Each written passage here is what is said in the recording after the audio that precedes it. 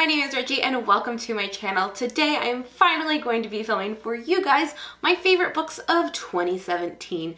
I am so excited to share this video with you because these are my favorites of the year to produce, to watch, everything. Favorites of all time books videos are the greatest. So I have a top 10 to share with you today, but I also have some honorable mentions.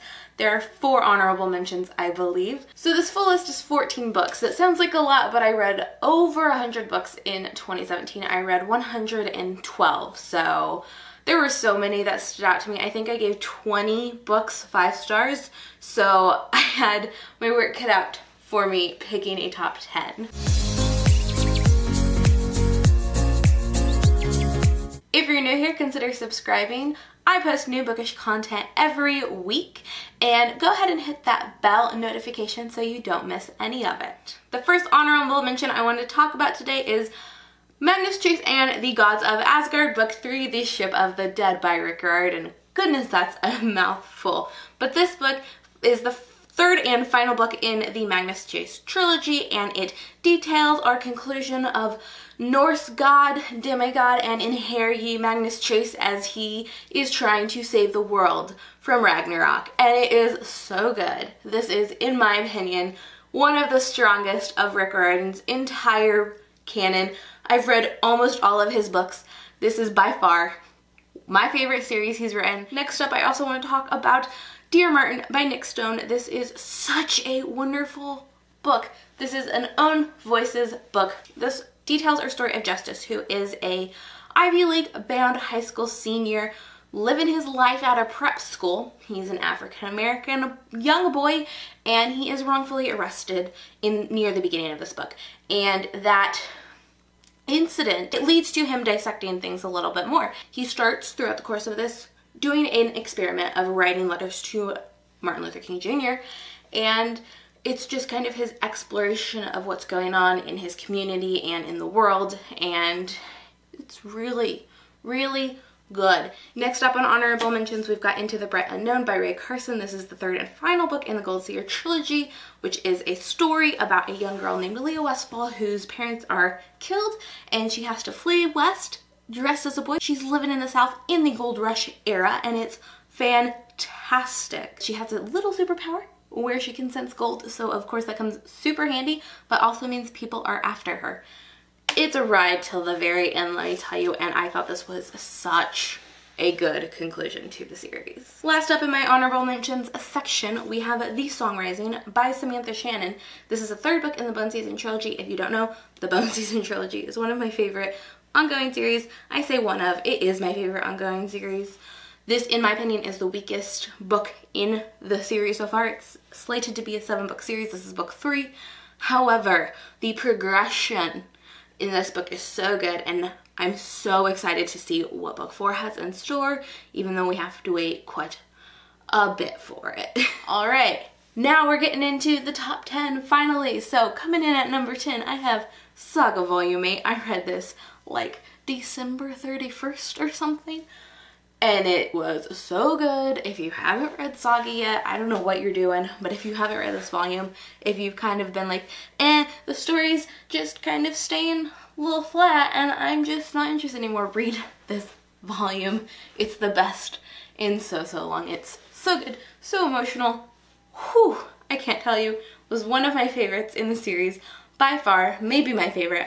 There's so much happened that made me so emotional. It's so good. If you do not know, Saga is a graphic novel series written by Brian K. Vaughn and illustrated by Fiona Staples, and this is a space opera of sorts. In this world, there are warring planets, and our main characters find themselves on opposite sides of the war. However, they meet, fall in love, have a kid, and then have to go on the run because everyone's after them because they're on opposite sides of the war. It's so good. Coming in at number 9, we have Waking Gods by Sylvain Neuvel. This is such a good series. This is the second book in the Themis Files, and the third book is one of my most anticipated reads of 2018. I am so pumped for it. In the first story, we have a young girl falls in a hole and finds this weird, very large hand. She falls into a hand. As she grows up, she becomes a scientist and is actually one of the people who's trying to figure out what this technology means, what this hand was, and it takes us on an epic science fiction story. I love it so much. Fast-paced, amazing story. This is best consumed on audiobook in my opinion. If for some reason you really don't read audiobooks, still go ahead and check out the book. But if for any reason you can try an audiobook, try this audiobook. It's the best audiobook I've ever listened to in my whole entire life. It's that good.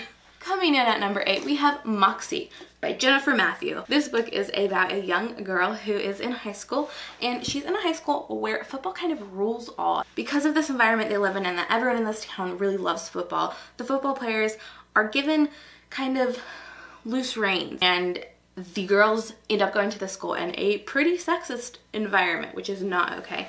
Her main character, her mom was in the Riot Girls in the 90s, and she's super inspired by that, and she ends up anonymously making a zine. She distributes the zine throughout the women's bathrooms, and it is a feminist movement that takes over her small Texas town and her school, and it's just beautiful, and I love it so much. And these are the kind of books that I want in YA, and I want young kids reading. Next up, we have number 7, Codename Verity by Elizabeth Wein. This is a World War II story about 2 best friends.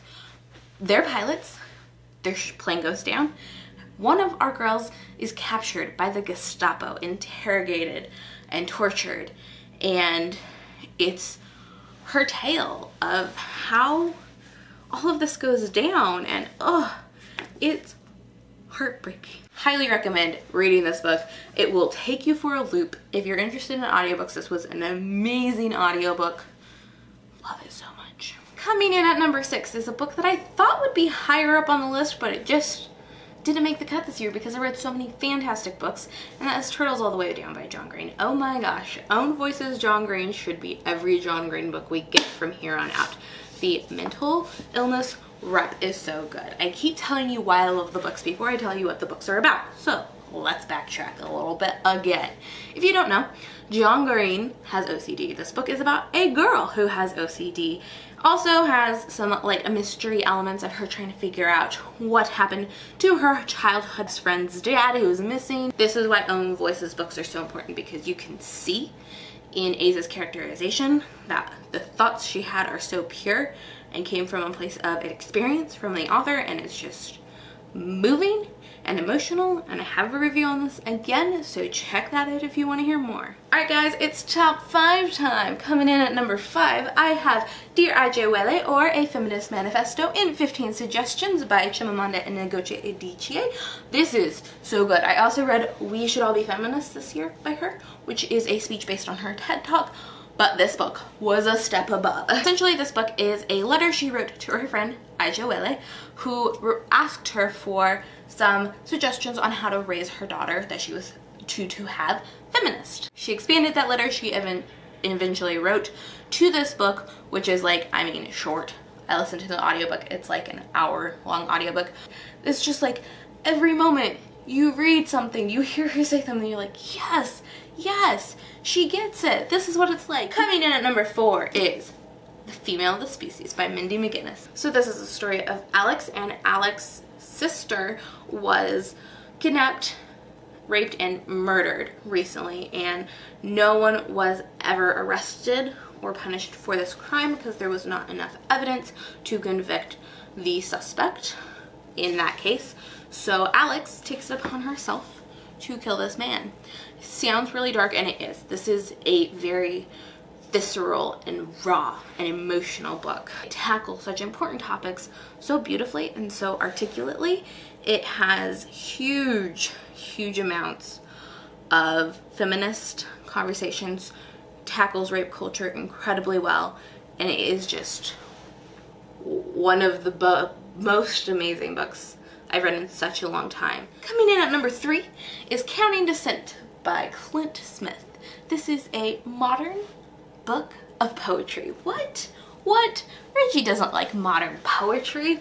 What is this book doing on her list? And what is this book doing in her top 3 of 2017? Well, my friends, I am now a fan of modern poetry if it's written like this. This was just the most beautiful, astounding, smart writing I've ever read. It's so concise and thoughtful and beautiful. This is Clint Smith, who is a PhD candidate from Harvard, and he is amazing with words. He's fabulous with words. It's astounding. He is writing about the Black experience, about his life growing up, and my goodness, hands down, one of the best things I've ever read. Go read it. It'll take you no time at all. It's so good. Coming in at number 2, we have The Hate You Give by Angie Thomas. I'm sure you've seen this on a lot of people's list because it's epic and amazing. This, if you do not know for some weird reason, is the story of Star Carter, who is a young girl. Her best friend from her childhood is shot and killed by a police officer. So this is a book about police brutality, about the Black Lives Matter movement. This is a book about so many things, actually, in fact, and it's so good. Fantastic, modern day classic. I can tell you, people will be reading this for years to come. And my number 1 book on this list, I don't have for you today to hold up because I don't own it, but it is Beartown by Frederick Bachman, who over the course of this year, I read all of his books that I hadn't read. He has become one of my all-time favorite authors, my favorite male author, because most of my favorite authors are female. He is just amazing with words. He writes in Swedish. His books are translated, and his words and thoughts and stories are just so impactful and so good. But this is, hands down, his best work in my opinion. Beartown tells the story of a small town, Beartown, and in this town, they're super obsessed with hockey. They praise hockey. They love hockey. Their whole world revolves around the hockey. And then one of the star hockey players, in fact, the star hockey player, is accused of rape. I say accused. It's not accused. He did it. However, the town does not want to believe that their star hockey player could have done something like that.